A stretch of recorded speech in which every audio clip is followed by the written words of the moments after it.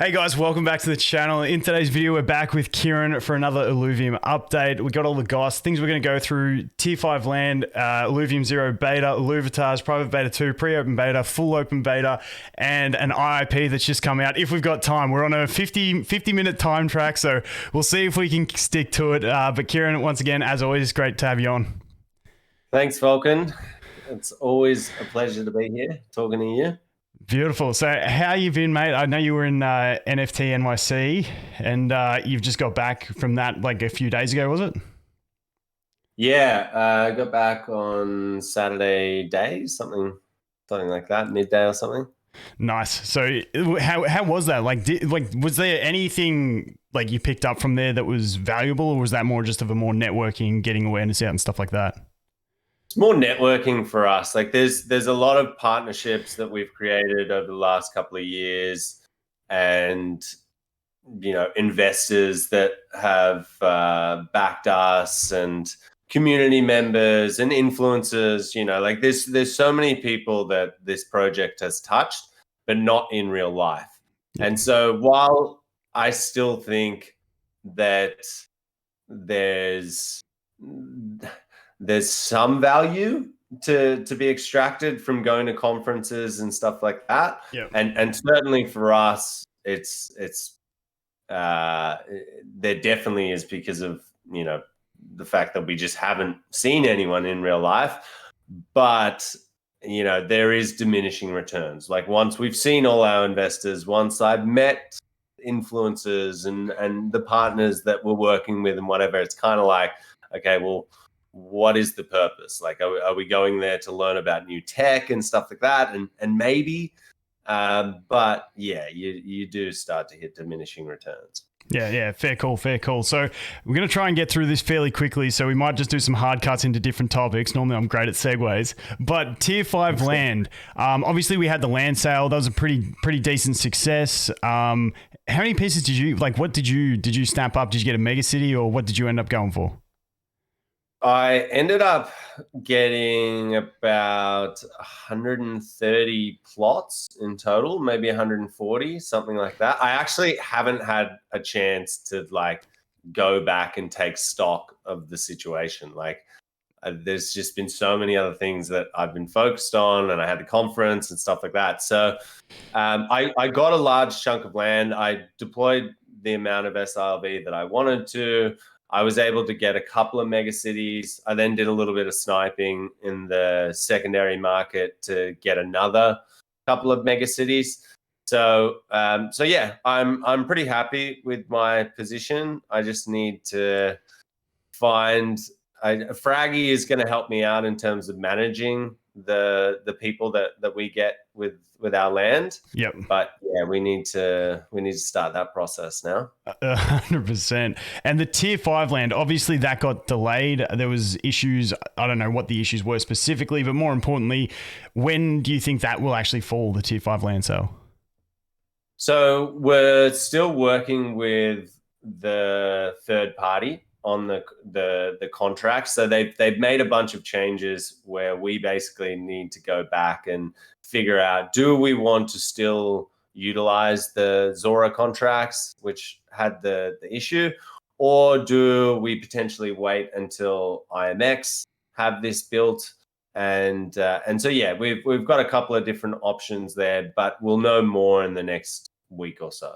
Yeah, but we're not rushing, right? Because we're in a bear market and whatever. So given that funds are tight.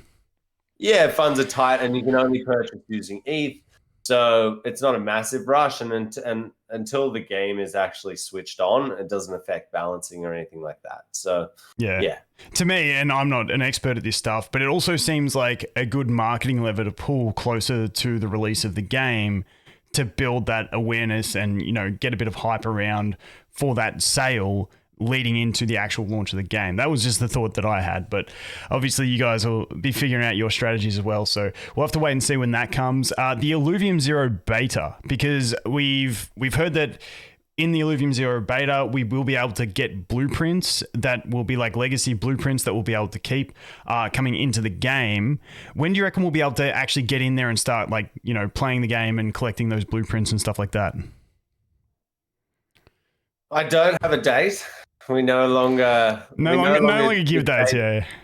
We no longer give dates until we speak to the council, and we go to the council when we're comfortable that we can definitely hit a date. Yeah. Okay.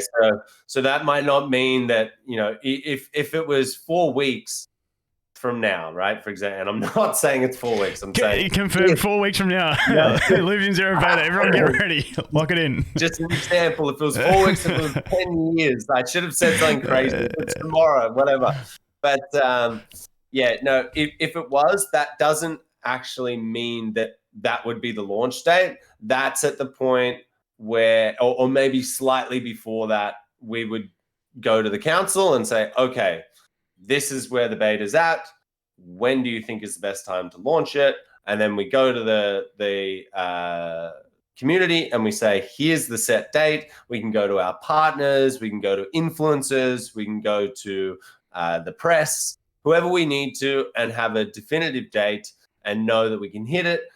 Obviously, then there are some things that are that can be completely out of our control, but we think that that's a much, much better system moving forward. So yeah, I don't have a date for you. You know, we're around about when it should be popping up. Yeah, but yeah, we should be having a conversation with the council soon. And like just today, Dimitri was putting out some leaks straight off his phone of the Illuvium Zero. So it's looking pretty clean. It's looking like it's getting close, which is all good signs.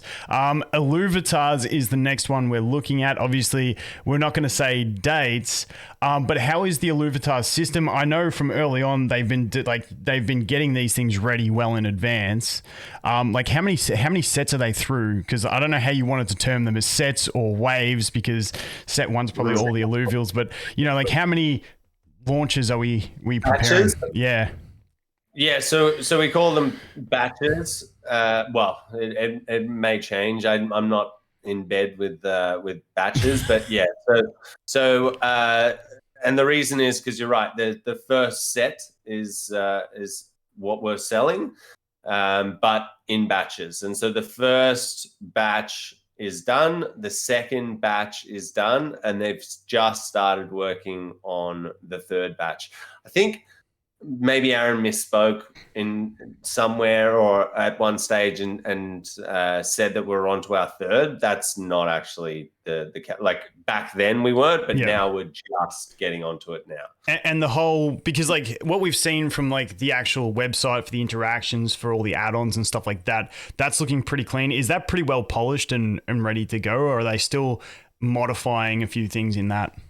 No, that's what we're building now. So it is that's what's taking the time. Yeah, it's unfortunately the UI that we've created, or the UX that we've created rather, is it's simplistic, but it's still very complex to build. Yeah, 100%. But like you saw with the land sale, this is a user experience that you don't typically get to experience in crypto. It'll be that. I actually think it's a better experience. It's so cool and interactive, being able to like just wait until you get. Yeah, I'm looking forward to Illuvitars, definitely. I think that was my thing more than land. I like the gotcha side of things and just like getting random stuff, and so I'm gonna have a lot of fun with that one too. So. And I agree. Like I'm really. I mean, I'm pretty keen on land now. Especially, I'm pretty vested. But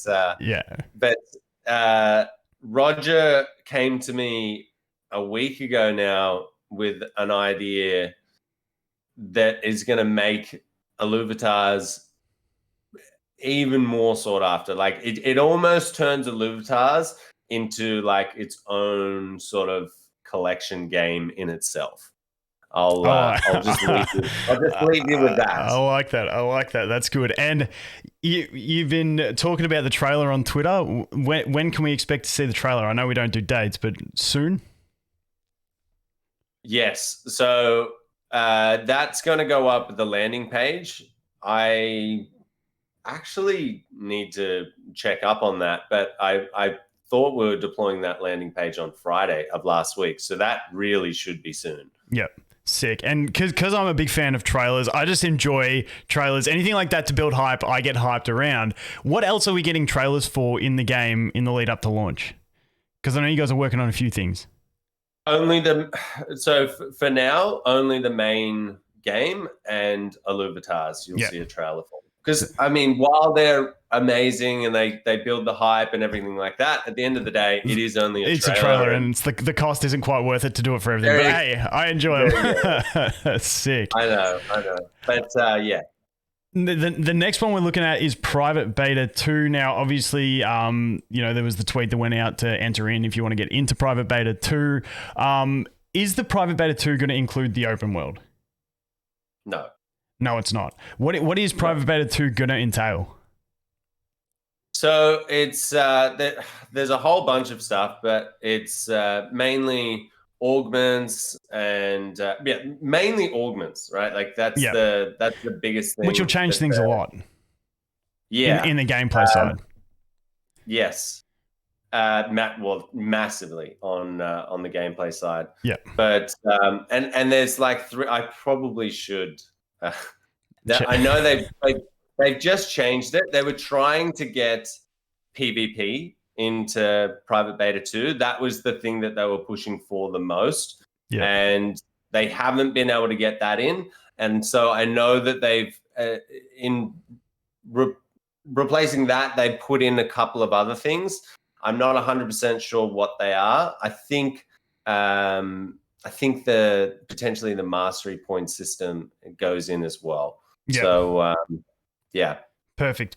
And the open world, it is looking good. We had that little trailer. I know Grant said to me that's a bit of an older one, but I mean, it's looking fantastic. I love the things like the Easter egg of shooting the hieroglyphs on the wall to make them light up with the different alluvials and stuff like that. Is the open world just going to be something that's just going to, like, is that like Private Beta 3, or is it just going to slowly get introduced in with Private Beta 2 as we go once things are ready? I think the conventions are like overworld beta. Oh, so we're actually going to separate it like that. Okay. I think that's the way that they're going with it, because Private Beta 2 is survival mode. Yeah. Yeah. So that's why I think people were getting a little bit confused with that. But yeah, I may be wrong on that, but I'm pretty sure that that's what we're going with, like Overworld Beta 1, Illuvium 0 Beta 1, et cetera, et cetera. Yeah. Because technically separating them into separate games as such, like when you refer to them as sort of separate games, but they're all tied in sort of thing.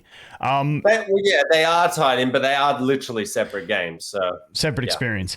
Now, it leads me to the pre-open beta, which was something that was brought up like the start of the year, the idea of like, having some sort of beta that's open to everyone, but it's not the full game. Is that still something that we're aiming for? Because I just put my little perspective on it. When I first heard that idea, I thought it was a fantastic idea, because I was like, let's just get it out to everyone, put some earning in it or something. But now that I've played, it's like, I feel like it would be a better experience to have the full launch with earning and all that stuff, just a personal opinion, like all happen at once. That's the way I like now when I view it. That's how I see as being the most like involved experience for the game launch. But what is the plan with that and the actual launch of the game, like, and the scheduling of all that stuff? Welcome to the great internal debate.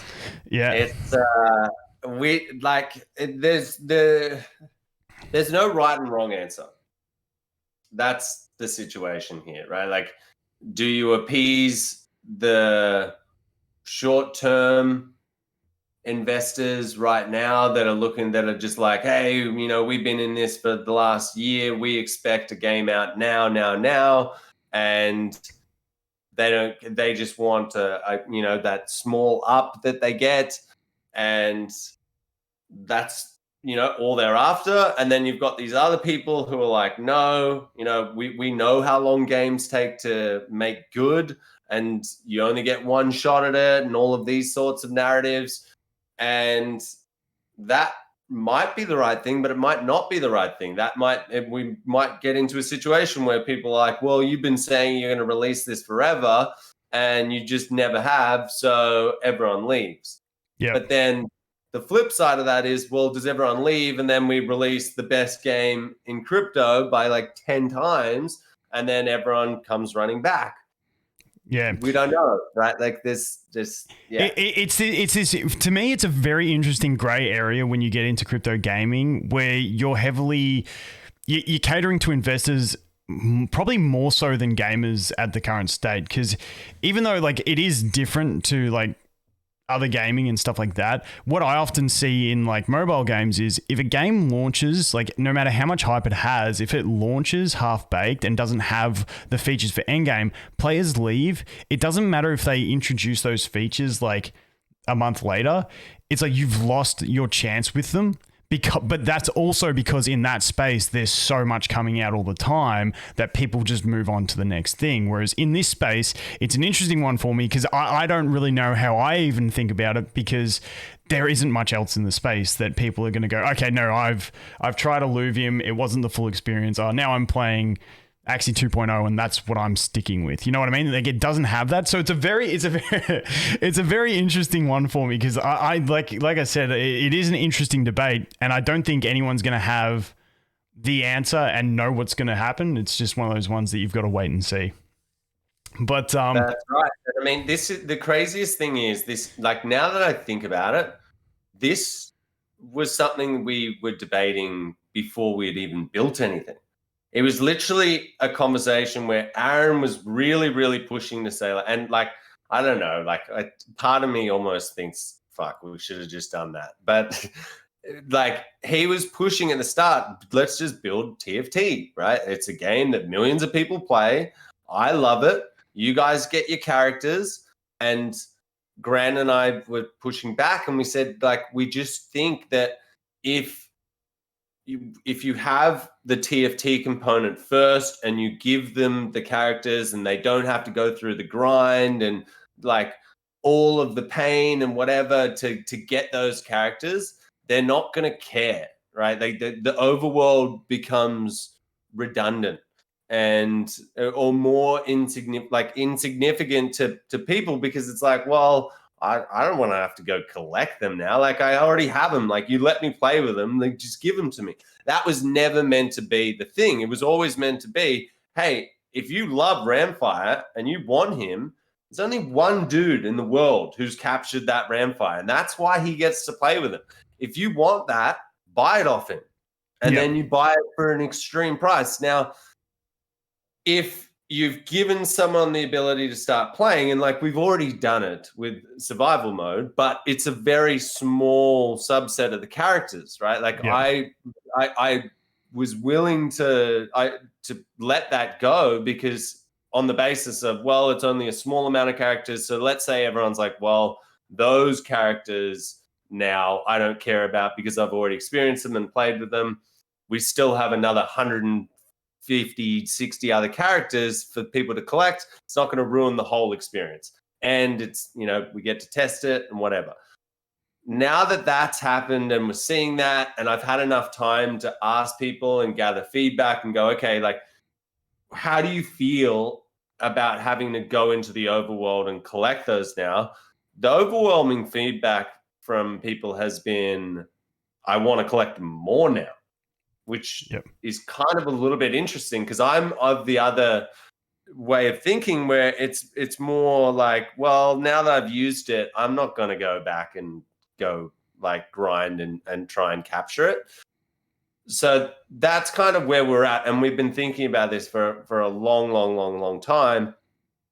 Where it gets a little bit hairy is we still, like, even though people have got a sneak peek of this, it's still not that full experience. So that debate is still live. It's like, if we pull back now and don't deliver anything, we still haven't had that moment where people are like, well, they had their shot and they missed it. You know, it's more like, well, they just teased us.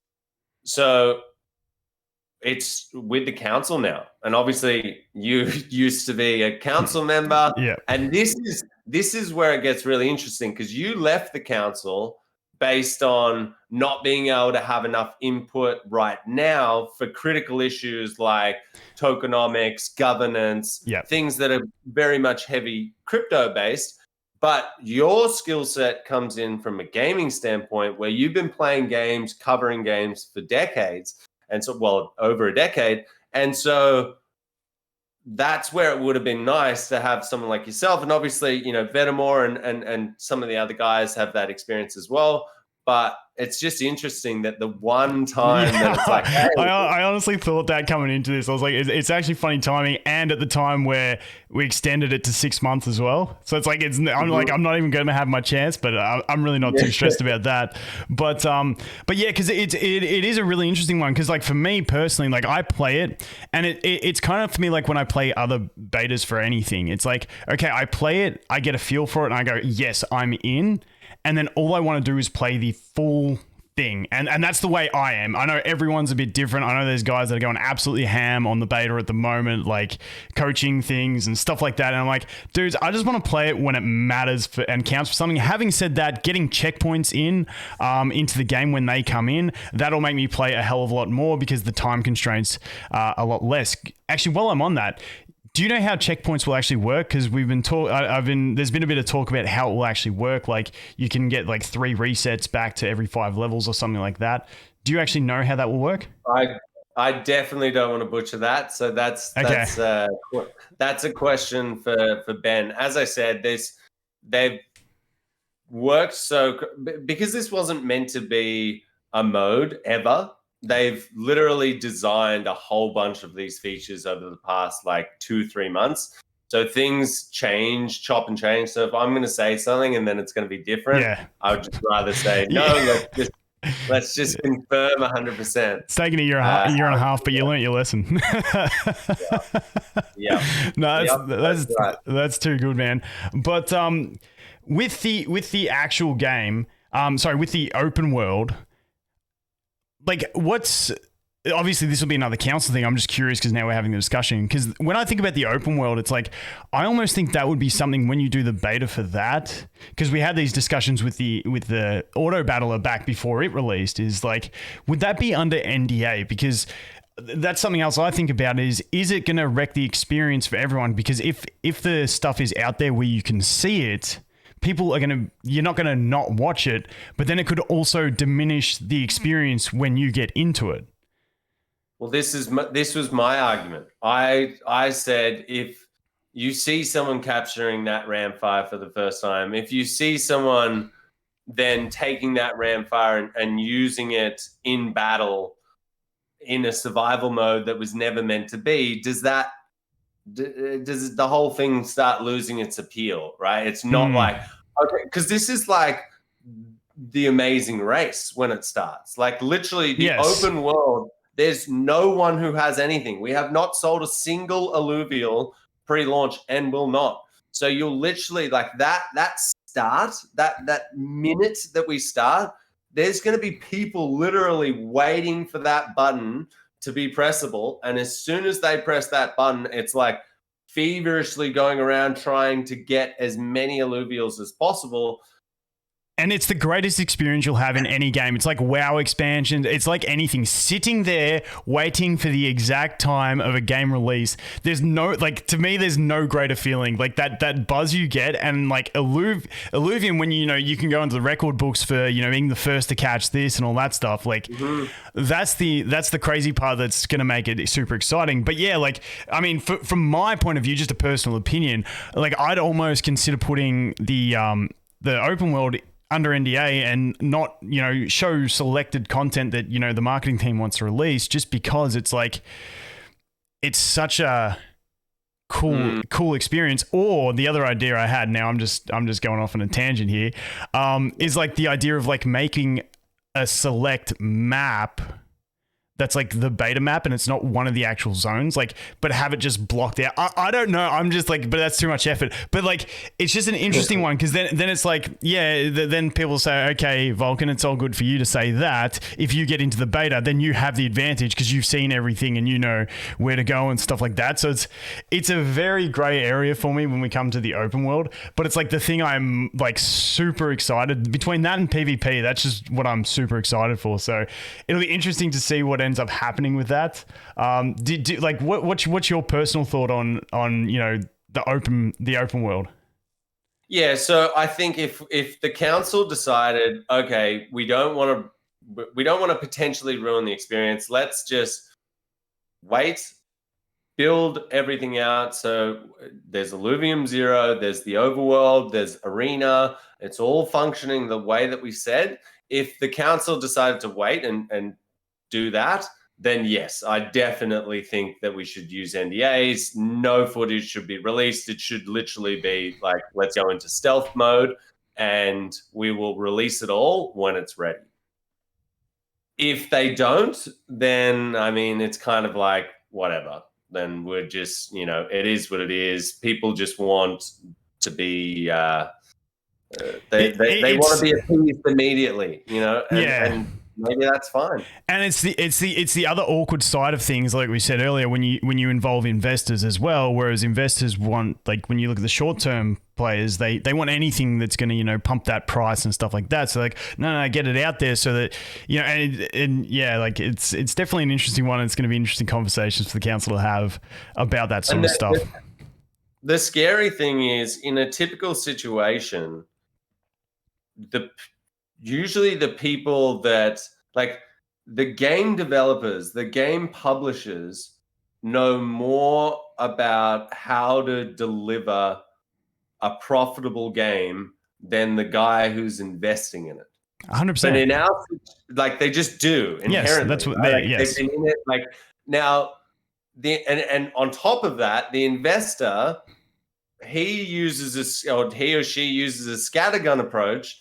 So you're one of 10 of their options that can go well. Yep. Whereas we're sitting here, we literally only have one shot at this. Whereas an investor only has one shot, but they've got 10 shots. Yep. Right? Because they've got 10 bullets in their cartridge. And so for them, it's actually not as even close to as bad. Whereas for us, we literally know that we've only got one shot at this.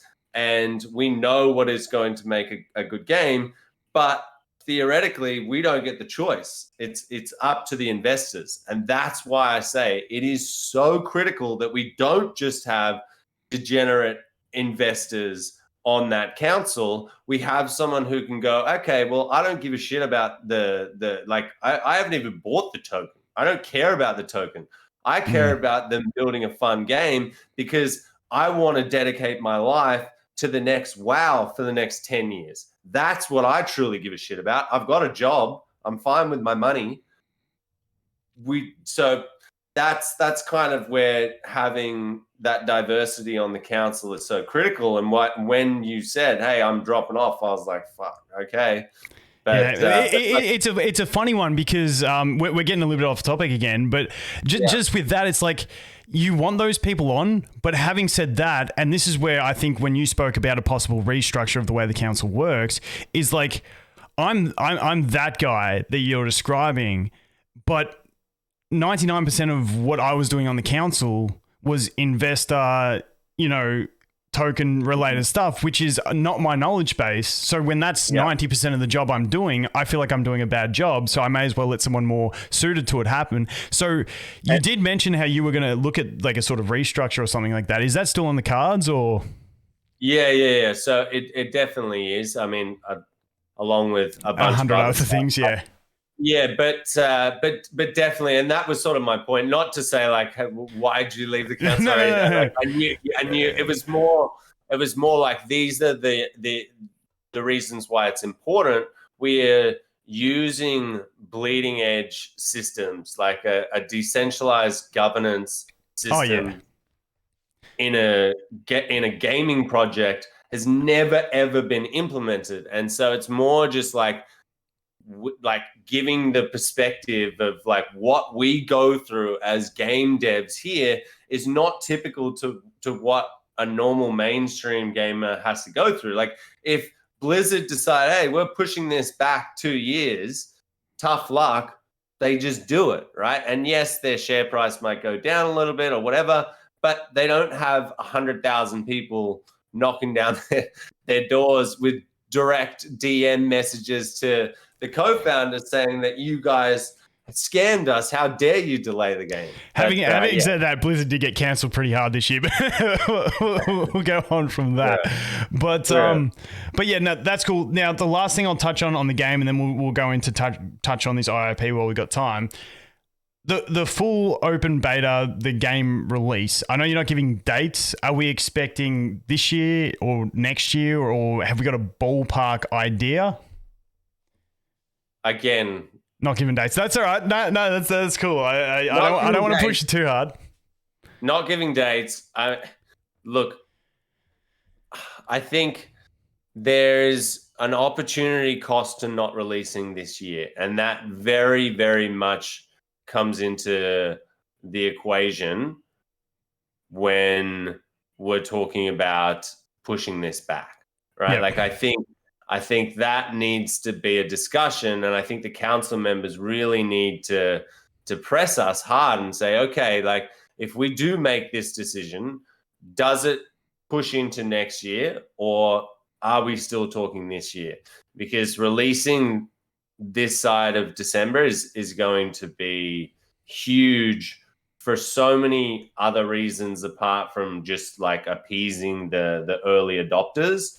Yeah, it's first mover advantage with a AAA game to really, really stamp our authority and get something out this year that encompasses everything would be huge. If we couldn't, I would say we would very much need to factor that into if we go with like a modular delivery or not. Yeah, 100%. Like, because now that I look at it, like I said earlier, I'm of the view, because like, I think I'm different to a lot of people as well, where you always say like, don't invest more than you can afford to lose. Like, I don't care that much about my investment. So I just want the best game possible. So like me personally, I just want a full everything launched. That's me personally. Now, I know it's tougher for the council to decide on something like that because you got to take into consideration everything. But yeah, I mean, when it happens, it happens. It's pretty clear that it's not a rug at this point. It does exist. So I'm pretty content with that side of things. The most elaborate rug of all time, if it is. But look, the interesting thing is the feedback that I've gotten from the council so far is to wait. They think to do it right, you know? Yeah. And that was really refreshing to get that. And expanding on that, how many people are in the private beta at the moment? It's just over 7,000, I think 7,200. Yeah. Like and I feel like, and you'll be able to keep expanding that, I assume. So it's like you can get to the point where anyone who really wants to get a taste for it hopefully can have a taste for it in the beta to get a taste for the game. And it's something like before I played the beta, I was like, I just want the release. Just give us something, you know what I mean? But then once I played the beta, okay, I'm like, okay, this is good. Now I'm happy to wait. And I think that might appease people. However, from the investing side, you know, that's a whole different kettle of fish. I mean, look, so I've stopped playing the beta, right? You know me, I'm very, very realistic. Now,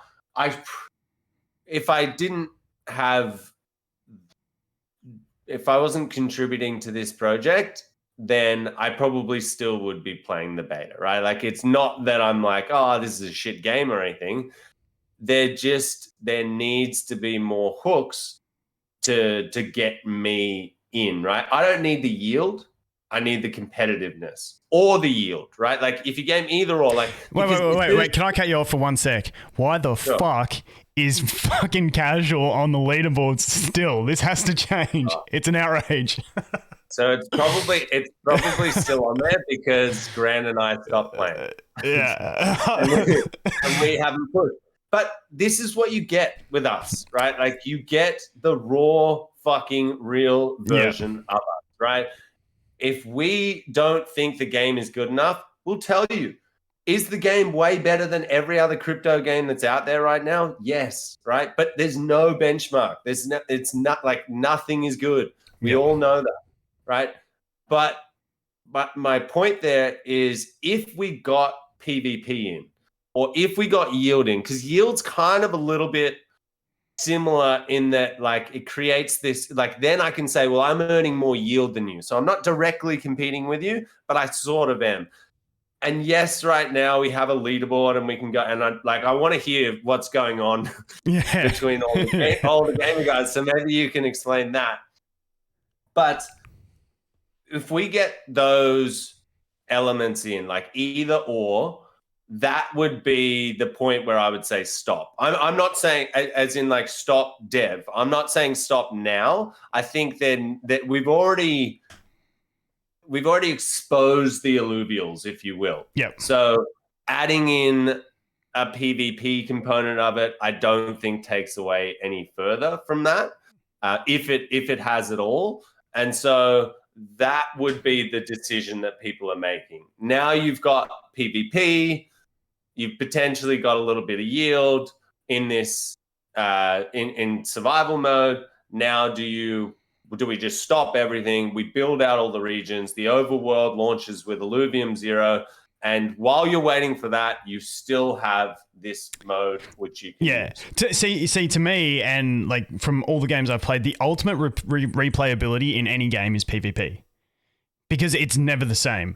So like if that comes in, that is like so much more engaging, even if it's just like the PvP version of the survival mode where you match up against someone and you guys both get the same wave and then you've got to go, or if it's like 1v1 PvP battling each other. Either way, it's that mode that's never repetitive because it's always different and it's always got that exhilaration, I'll call it, of fighting against another real person. So I think like honestly, just getting a PvP type mode in there would do heaps for the beta and then buy a lot of stall time.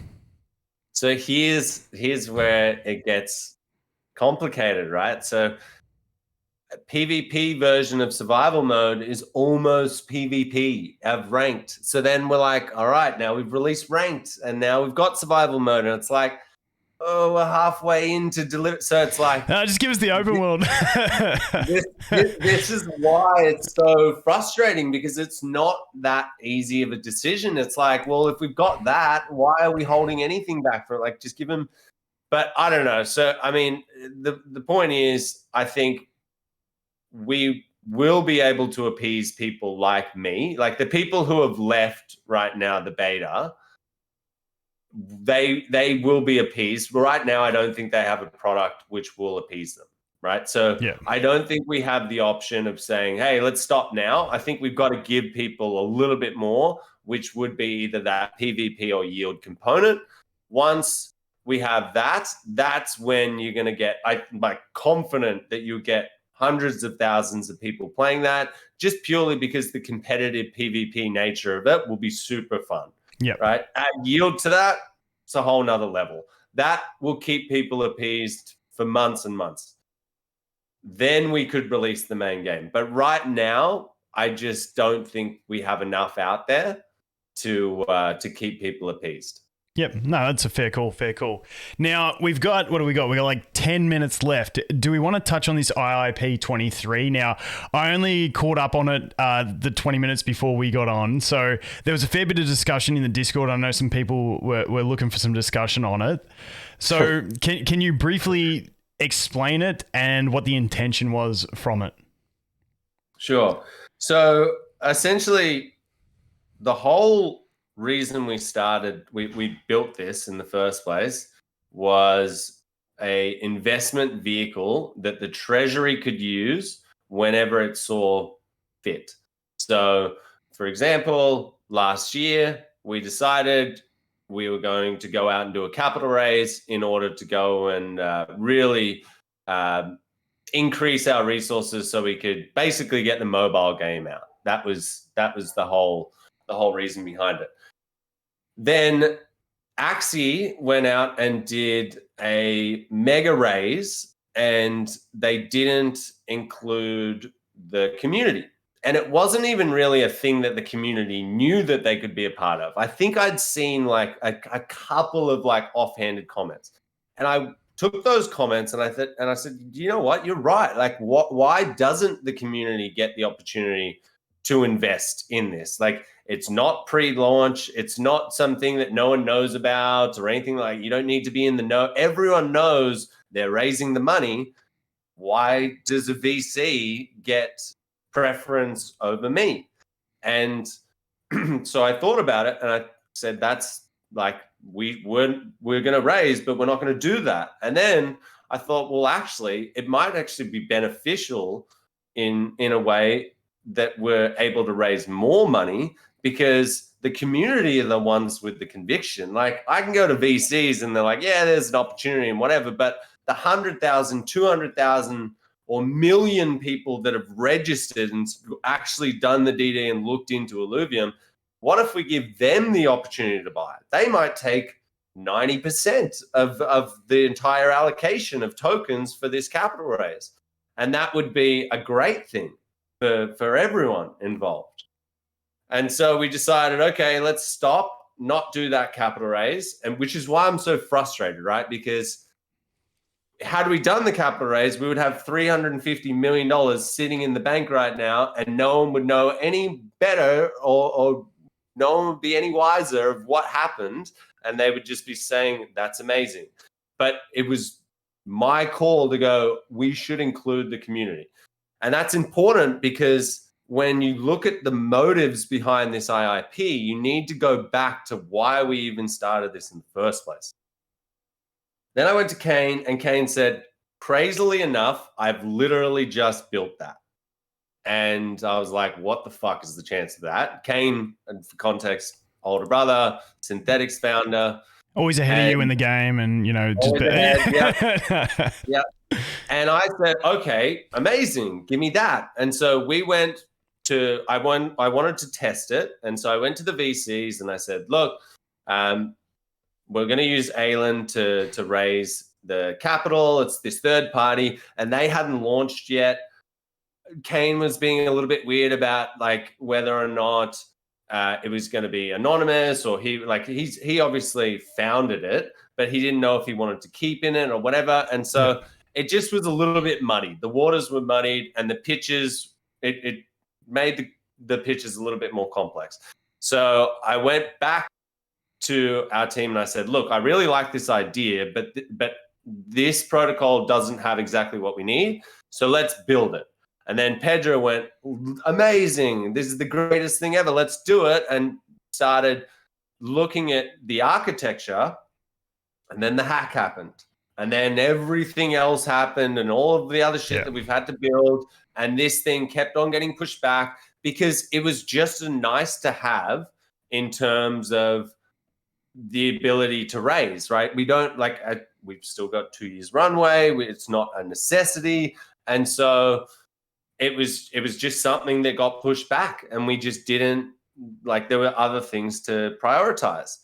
Then we started thinking, okay, well, I think it was Aaron or maybe it was Pedro, but it was someone suggested, well, why don't we allow investors to be able to sell into this protocol as well, like the treasury? Because what we're doing is essentially someone who is going to have a whole bunch of liquidity unlocking over the next 12 months. We take that and we say, no, let's sell it to someone else and relock it for another 12 months, effectively relieving all of the pressure of the sell pressure on the market. Yes. That was the purpose of it. That was as far as we thought. We didn't start thinking, okay, what about stakers and let's give them the opportunity to start selling their tokens and then, potentially buying them back at a discount. Like, that wasn't even in the conversation. It was literally, and this is a problem that is industry wide, right? Like, you talk to protocols that have just, if you fuck up your vesting period and when you raise capital, you say, you know what, these are going to start unlocking in 3 months. go chat to those protocols. Every single one of them. If I said, hey, I have this magical thing where instead of your investors dumping those tokens on the market, which fucks everyone, you can actually sell them into this protocol and it will take that pressure off the market. They would have been like, give it to me. I know because I advised like 15 different projects that went through this. So in principle, just so I'm getting my head around it properly, is instead of them getting the token unlock and selling it on the public market, their tokens are coming towards unlock. You're basically transferring those tokens to community members or who wants to buy them at a discount, and then it gets locked to whoever's bought them for a period of time, depending on the discount that they've bought them at. Correct. Yeah, exactly. Now, then we thought, okay, well, why don't we just add in the team as well? Because if a team member is going to do this, right, and we the thing that we can't change now is that the team is going to have tokens that are unlocking, right? We cannot change that now. In 3 days, that's happening.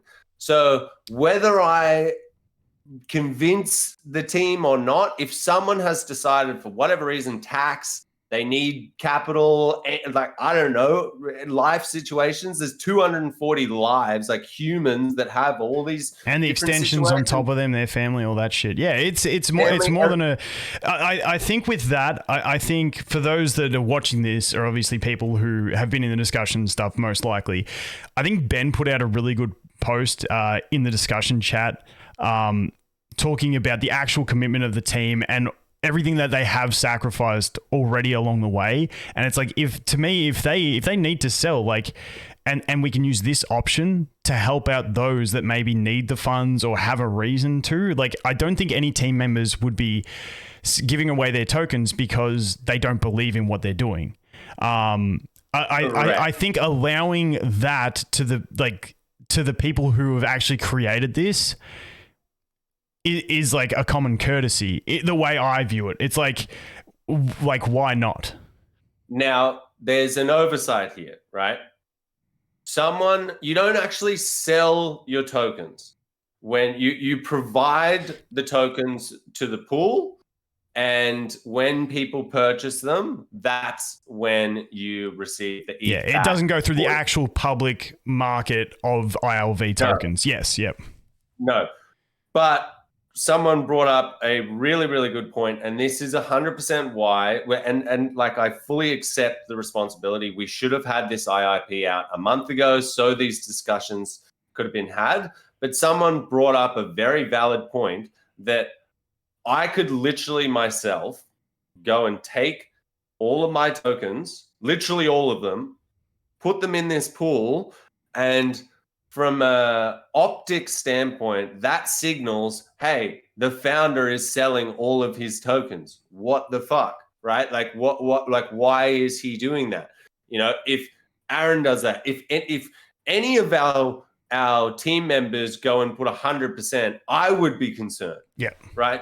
Now, we can't stop them from selling, but what that 1 year of linear unlocking does, it's a psychological barrier of like, I'm contributing to this project. Over the next 12 months, my contribution is going to increase, theoretically should increase the value of that token. I'm locked in anyway, so I may as well stay.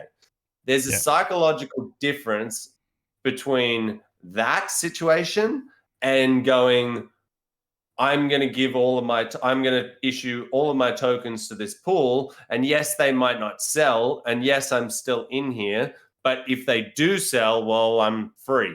You know what I mean? Like, there's a big, big difference. So the oversight was not putting a cap on the amount that the team can sell into that or can provide into that. You also get I guess you get the gray area where you could put all your tokens in and then buy those same tokens at a discount from another wallet. Is that like something that can happen? Yes, but again, it would be counterintuitive. Like, you're buying something you didn't have the exit. Yeah. Like, there's a potential. Let's say I buy. So let's roll with that, right? Like, let's say I buy tokens off market, and then I have. Sorry, you're talking about if I'm like staked and I want to go and sell those tokens. Is that right? No, I'm just talking about team. So like you've got. I don't even know. I'm confused in myself. See, this is why I stood down from the council. No, actually, is it that because that's another thing that you actually brought up. Scrap what I was just saying. You mentioned about the staking because that was another thing that got brought up, whether you can sell your stake. Now, that's another gray area to me as well. So would that be once it unlocks, you can trade that through?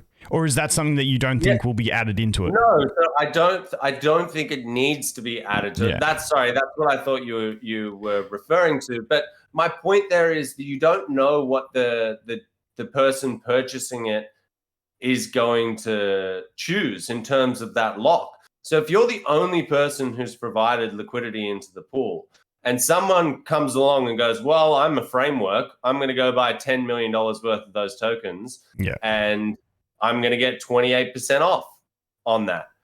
You fit that bill, right? Yeah. So you need to have made 28% token appreciation or some combination of token appreciation plus rewards for that deal to make sense. Yeah. For you to go and sell. So it's not like that's why I say it's counterintuitive. It's not like a system where you can start buying, selling, and get down to the bottom cheaper.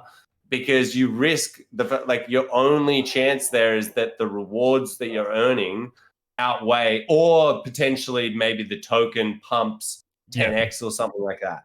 Yep. Which is the same gamble anyone makes anyway when they play that game of buying tokens and stuff. But I wish we could go a bit further, but we are at the hard stop. You said you had to go by 4. It's 3:58, so we will cut it there. I'm sure that conversation will continue anyway. But as always, dude, glad to have you on. It was a good chat. We'll have to catch up in another month or so and get another update happening. But as always, great to chat.